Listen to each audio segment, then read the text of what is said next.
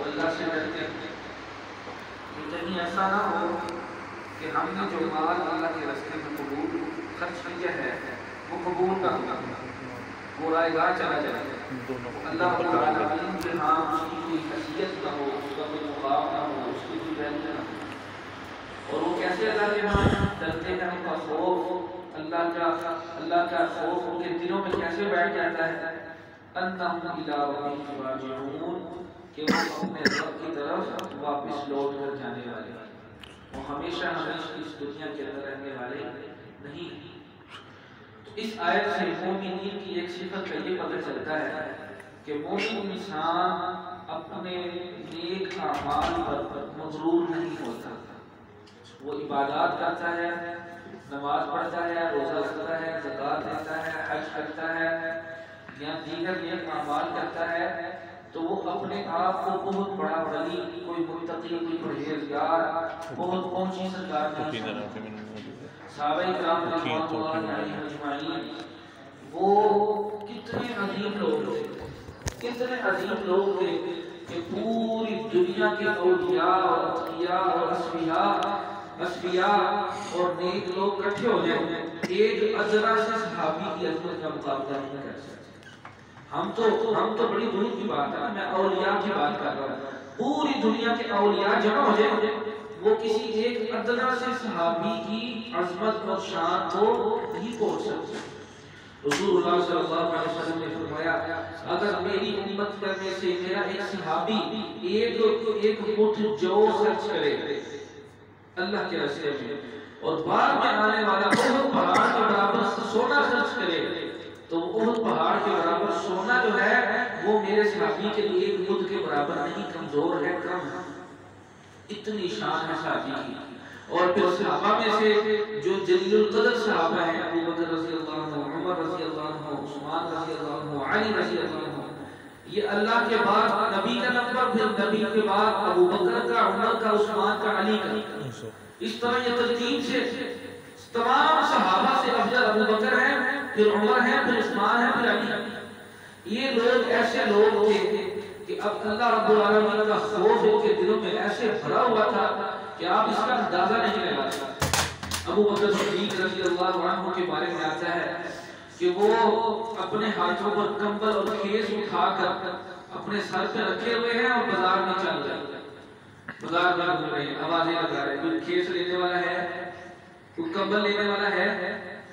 لوگوں نے پوچھا امیر المومنین آپ یہ کیا کام جا رہے ہیں، ہمیں بتائیں، ہمیں کوئی ضرورت ہے تو ہمیں بتائیں۔ کہا نہیں، میرے دل میں کوئی بات چل رہی تھی، کچھ وسوسہ سا پیدا ہو رہا تھا، تو میں نے کہا میں اس نفس کو کچلوں گا، اس کو ماروں گا آج میں، اور اس طریقے سے ماروں گا، اس کو گلیوں اور سڑکوں میں آج اس کو دوڑاؤں گا، میں اس سے سودے بٹواؤں گا، کھیت بٹواؤں گا، پھر اس کو پتہ چلے گا کہ اس کی کیا حیثیت ہے۔ اتنا ڈرتے تھے کہ ہمارے دلوں کے اندر کہیں کسی قسم کا کوئی ذوق تو نہیں کہ ہم صحابی ہیں، ہماری بڑی شان ہے، اتنا ڈرتے تھے۔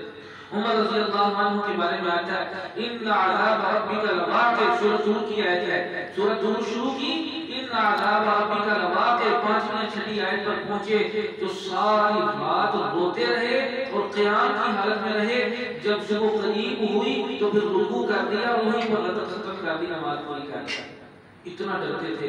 اور ان کی شان کیا ہے، رسول اللہ صلی اللہ علیہ وسلم نے فرمایا اگر میرے بعد کوئی نبی ہوتا نا وہ عمر ہوتا۔ عمر جس راستے سے گزر جاتا ہے شیطان وہ راستہ چھوڑ دیتا ہے، اس راستے میں شیطان نہیں آتا، بھاگ جاتا ہے، دوڑ جاتا ہے۔ اتنی شان، اتنا مقام ہے، اتنا ایمانی روب اور جذبہ غلبہ ہے ان کے اندر، اتنا روب ہے، دبدبا ہے ایمانی کہ شیطان بھی ڈرتا ہے۔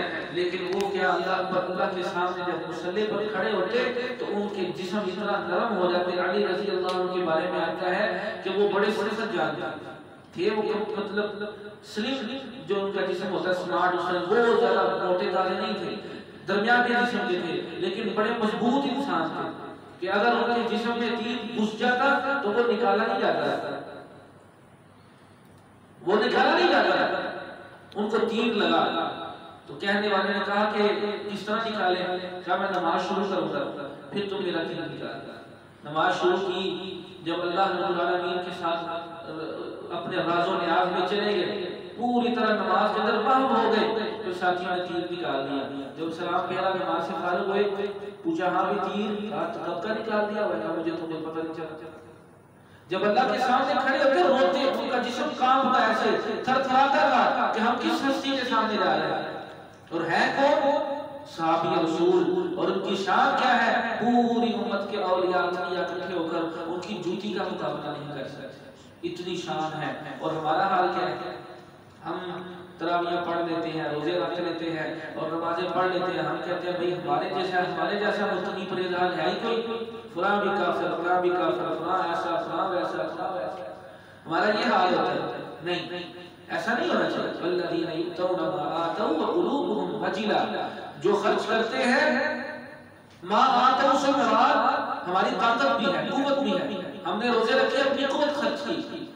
ہم نے رات کا قیام کیا, اپنی طاقت خرچ کی. ہم نے اللہ کے راستے میں یہ چیزیں خرچ کی. اب اس کے بعد ہمارا دل ڈرنا چاہیے کہ کہیں ایسا نہ ہو کہ اللہ ہمارے عمل کو ضائع نہ کر دے.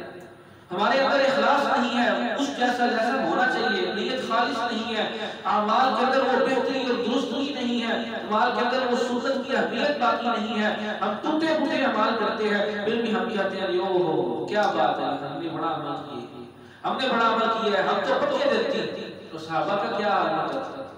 اس لیے یہ رمضان کے جو روزے اللہ کی توفیق سے ہم نے رکھا ہے. یہ کوئی ہماری اپنی ہے, کوئی بڑی بہادری نہیں ہے کہ پہاڑ ہم نے فتح نہیں کر لیا. یہ اللہ کی توفیق ہے. اللہ نے ہمیں طاقت دی, ہم نے صبح سحری کھائی, شام تک ہم بھوکے رہے اور حلال چیزوں سے روکے رہے اور حلال چیزوں کے ساتھ ساتھ ناجائز کاموں سے بھی روکے رہے. اور پھر شام کو افطاری کی, رات کا قیام کیا, قرآن سنا, قرآن پڑھا. اور یہ سارا کچھ اللہ کی توفیق سے ہے, میرے اپنے کمال کی بات نہیں ہے. اگر میں ہوں اپنے مجھ پر اگر یہ چیز چھوڑ دی جاتی تو میں ایک ذرہ برابر بھی یہ بات نہیں کر سکتا. میرا نفس اس چیز کا تو گوارا ہی نہیں کرتا. تو اللہ رب العالمین نے ہمیں یہ توفیق دی ہے, یہ اللہ رب العالمین نے ہمیں ہمت دی ہے. لا حول ولا قوت الا باللہ, نہیں نیکی کرنے کی طاقت, ولا قوت نہیں گناہ سے بچنے کی طاقت, مگر الا باللہ صرف اللہ کی توفیق سے. جو اللہ رب العالمین نے ہمیں یہ توفیق عطا فرمائی. اب دیکھیں اکثر لوگ سوئے ہوئے ہوں گے لوگ, وہ خواب غفلت میں ہوں گے, گھوڑے بیچ کر سوئے ہوں گے, کوئی پرواہ نہیں ہوگی کہ ہم نے اٹھنا ہے, عبادت کرنی ہے, قرآن پڑھنا ہے, دعائیں مانگنی ہے. لیکن الحمدللہ یہ جو لوگ ہم مسجد میں جمع ہیں اللہ کی توفیق سے جمع ہیں, اللہ کی ہم پر رحمت ہے. اب اتنے کے بعد ہم غرور میں آ جائیں, کسی تکبر کا شکار ہو گئے یا کسی ذوق کا شکار ہو گئے کہ ہم بڑے گناہ عمل کرنے والے ہیں, تو پھر بڑا خطرناک معاملہ ہے. ایک بات. دوسری بات یہ ہے, صرف 2-4 منٹ کے اندر, ایک تو یہ ہے کہ عبادت کا غرور ہمارے دلوں میں نہ آئے. دوسرا یہ ہے جو بندہ عبادت شروع کرنے کے بعد اس عبادت کو چھوڑ دیتا ہے, اس کی ہوئی عبادت بھی ضائع ہو جاتی ہے. اس کی ہوئی عبادت بھی ضائع ہو گئی. مثال کے طور پر ایک بندہ نماز نہیں پڑھتا تھا, رمضان میں اس نے نماز شروع کر دی, رمضان جو ہی گزرا اس نے نمازیں پڑھنا چھوڑ دی, اس کو اس کے روزوں کا, اس کی نمازوں کا کوئی فائدہ نہیں. خطرناک معاملہ ہے. اور یہ بات میں اپنی طرف سے نہیں کہہ رہا, قرآن و حدیث اس بات سے بھرا پڑا ہے. صحابہ کا عمل, سنت رسول اس بات سے بھری پڑی کہ جو بندہ عمل شروع کرتا ہے پھر اس ایسے عمل میں دیکھیں نماز پڑھنا فرض ہے, یہ ایسا عمل نہیں ہے کہ سنت ہے یا آپ مستحب ہے, کریں تو کوئی بات نہیں, کر لیں تو ثواب ہے, نہ کریں تو کوئی بات نہیں. نماز فرض ہے, ہر مسلمان پر فرض ہے, ہر بالغ عاقل پر فرض ہے. اگر وہ نماز نہیں پڑھتا بڑا خطرناک معاملہ ہے, لیکن وہ پڑھ کے چھوڑ دیتا ہے یہ اس سے بھی خطرناک معاملہ ہے. اس لیے یہ معاملہ کبھی نہ کریں, تھوڑا عمل کر لیں لیکن مستقل مزاجی سے کریں. 2 رکعتیں پڑھ لیں نفل لیکن روز پڑھیں, 1 آیت قرآن کی پڑھیں لیکن روز پڑھیں. فرض نماز اگر ایک انسان صرف فرضوں کے ساتھ سنتے نہ پڑھے, صرف تراضو پڑھ لے لیکن پڑھے صحیح. پہلے وہ نہیں پڑھتا تھا, پہلے وہ پوری نماز نہیں پڑھتا تھا, لیکن کم از کم فرض پڑھنے شروع ہو گیا ہے تو یہ اس کے لیے غنیمت ہے. لیکن مستقل مزاجی کے ساتھ پڑھے. ایک بندہ 4 نمازیں پڑھتا ہے, ایک نہیں پڑھتا, 4 بھی ہے. اتنا سخت معاملہ ہے. کیوں؟ رسول اللہ صلی اللہ علیہ وسلم نے فرمایا مومن اور کافر کے درمیان فرق کرنے والی چیز کو نماز ہے. الفرق بین المومن والکافر, یا کما قال علیہ السلام, جس طرح آپ نے فرمایا عربی کے اندر عبارت آپ نے جو پیش کی کہ مومن اور کافر کے درمیان فرق کرنے والی چیز کیا ہے؟ وہ نماز. اس کے علاوہ کوئی چیز نہیں. صحابہ کرام رضوان اللہ علیہم اجمعین وہ بیان کرتے ہیں کہ ہمارے زمانے کے اندر ہم اس بندے کو پکا منافق سمجھتے تھے جو نماز سے پیچھے رہ جاتا ہے، جس کی ایک رکعت دو رکعتیں رہ جاتی ہیں، جو نماز سے ویسے لیٹ ہو جاتا، ہم اس بندے کو پکا منافق سمجھتے تھے کہ یہ بندہ پکا منافق ہے، اس کے اوپر تھوپا لگ چکا ہے.